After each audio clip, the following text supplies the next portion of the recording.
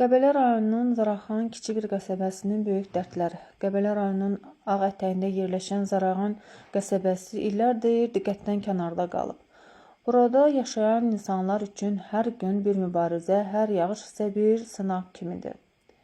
Qəsəbənin əsas problemi yol infrastrukturunun bərbad vəziyyətdə olmasıdır.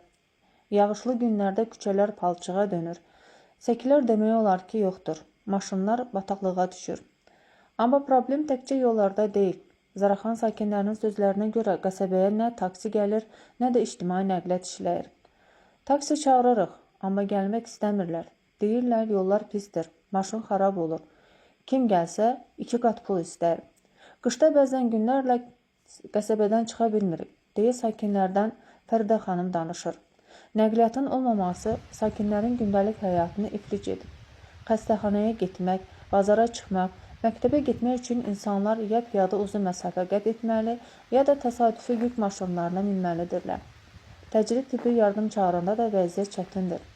Yollar pis olduğuna görə bəzən maşın qəsəbəyə gəlmir, ya da gecikir. Elə olub ki, xəstə adamı özümüz araba ilə aparmışıq. Unudulmuş yollar, gecikən yardımlar. Zaraxan qəsəbəsində təcili tibbi yardımın gec gəlməsi bəzən insan həyatına başa gəlir.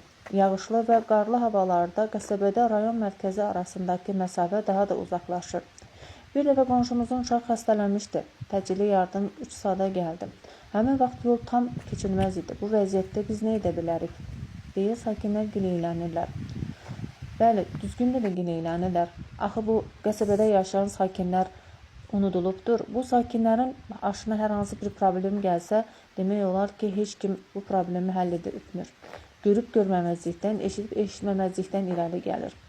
Sakinlər bildirirlər ki, qəsəbənin bu vəziyyəti sadəcə narahatlıq yox, həm də təhlükə yaradır, xüsusilə qoca və xəstə insanlar üçün. Hər an faciəvi nəticələr oğra bilər.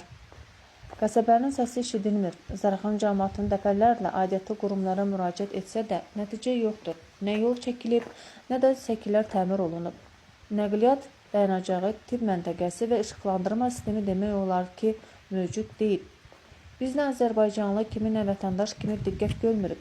Halbuki hamımız bu dövlətin bir parçasıyıq. Sadəcə bizdə yaşamaq istəyirik. Amma bu şəraitdə necə? Doğrudan da sakinlərin gileylənmə haqqı var. Çünki bu ərazidə yaşayan gənclərimiz var ki, onlar böyüyüb artıq vətənə xidmət etməlidirlər. Vətənə borcunu verməlidirlər. Bəs vətən bu xalqa nə verir? Məmur bu xalqa nə verir? Ümid hələ yaşayır. Bütün bu çətinliklərə baxmayaraq Zaraxan sakinləri ümid edirlər ki, nə vaxtsa bu yollar təmir olunacaq, nə vaxtsa bu yollarda bərpa işləri aparılacaq, təcili tibbi yardım vaxtında gələcək, həyat bu qəsəbədə yenidən canlanacaq.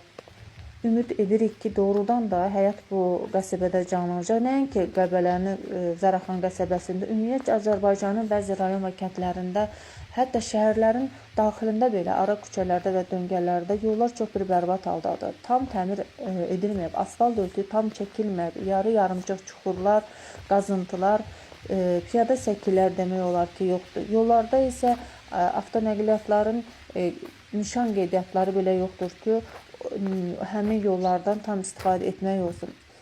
Biz təmir, asfalt, yayğı istəyirik. Çox şey istəmirik. Sadəcə normal yaşayış şəraiti.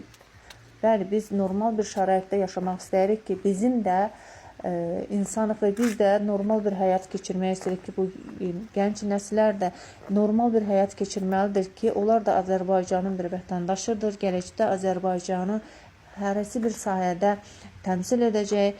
Əgər biz bu gənclərin gələcəyini fikirləşmiriksə, bu dövlətin gələcək qurumunu fikirləşmiriksə, demək bu öz tariximizi də unudacaq, gənclərimizi də unudacaq və yerindən qalxan gənc nəsil Azərbaycanın tarixini də bilməyəcək. Çünki dövlətin məmuru vətəndaşına qayğı göstərmirsə, biganə yanaşırsa, artıq vətəndaş da bu dövlətdə biganə yanaşır. Bu dövlətin məmurunun özbaşınalığından yorulur və bu Azərbaycanda vətəndaşın üzücü, bezici bir həyata davam etməsini gətirib çıxardır və bu belə olanda vətəndaş ya bu dövləti tərk etməlidir, ya da öz haqqını tələb etdiyi zamanda tələbi yerinə yetirilmir. ümid edir ki, nə vaxtsa bu haqq, ədalət yerini tapacaq.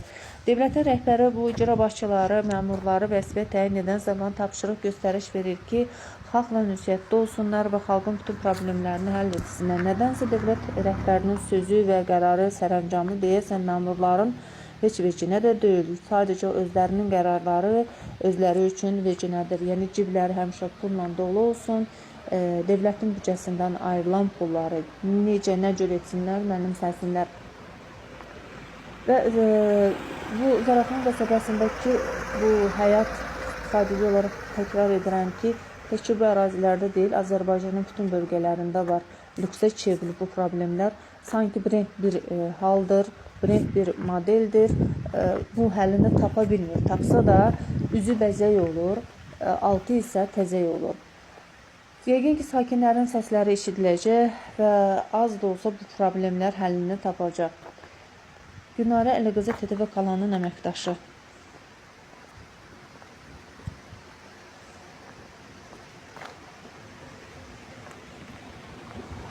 TTV kanalının əməkdaşı Günarə Əliqızı.